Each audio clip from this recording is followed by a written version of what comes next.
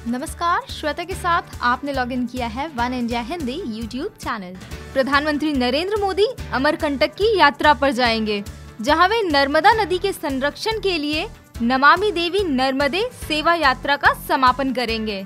इसके साथ ही प्रधानमंत्री मोदी नर्मदा नदी के संरक्षण के लिए उठाए जाने वाले कदमों की रूपरेखा जारी करेंगे। ये तो हुई प्रधानमंत्री की यात्रा की बात, लेकिन एक और खास बात जो अमरकंटक से जुड़ी है और शायद आप नहीं जानते हैं, उसके बारे में हम आपको बताएंगे। दरअसल राजनेताओं द्वारा अमरकंटक की यात्रा को लेकर एक भ्रम फैला हुआ है। उस भ्रम की माने तो जो भी नेता अमरकंटक की यात्रा पर जाता है, उसे अपनी कुर्सी गंवानी पड़ती है। ऐसा इसलिए भी माना जाता है क्योंकि कई राजनेताओं के साथ ऐसा हो चुका है। डालते हैं एक नजर उन राजनेताओं के नामों पर जो अमरकंटक के यात्रा पे गए और उन्हें अपनी कुर्सी गंवानी पड़ी। 1982 में पूर्व प्रधानमंत्री इंदिरा गांधी जब अमरकंटक के दौरे पर गई थी, तो उसके 2 साल बाद ही यानी साल 1994 में उनकी हत्या हो गई थी।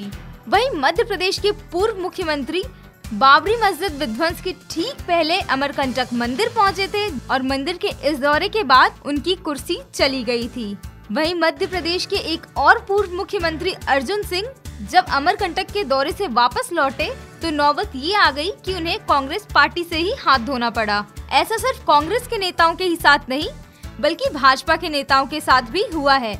मौजूदा समय में केंद्रीय जल मंत्री उमा भारती जब मध्य प्रदेश की मुख्यमंत्री थी, तब वे भी अमरकंटक की यात्रा पे गई थी, जिसके बाद उनकी सत्ता छिन गई थी। वहीं बात अगर पूर्व उपराष्ट्रपति भैरव सिंह शेखावत की करें, तो वे भी अमरकंटक की यात्रा पे गए थे, जिसके बाद उनकी कुर्सी छिन गई थी। हम आपको एक और बात बताते हैं कि इन सभी उदाहरणों में एक उदाहरण समान है।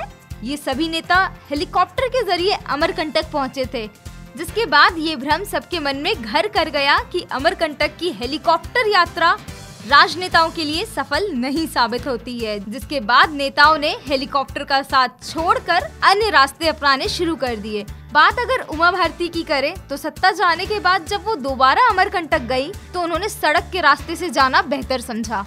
खास बात ये है कि किसी एक स्थान को लेकर राजनेताओं के मन में उपजा ये भ्रम केवल एक जगह के लिए नहीं है, बल्कि उत्तर प्रदेश के नोएडा का भी यही हाल है। नोएडा के बारे में एक भ्रम ये फैला है कि जो भी मुख्यमंत्री नोएडा आते हैं, उनकी सत्ता छिन जाती है। हालांकि अखिलेश यादव के साथ ऐसा हरगिज नहीं है। वे अपने 5 साल के कार्यकाल में नोएडा नहीं पहुंचे, फिर भी उनकी कुर्सी चली गई। ये थी प्रधानमंत्री नरेंद्र मोदी के अमरकंटक यात्रा की एक रोचक खबर। देश, दुनिया और राजनीति की अन्य खबरों के लिए हमें सब्सक्राइब कीजिए वन इंडिया हिंदी।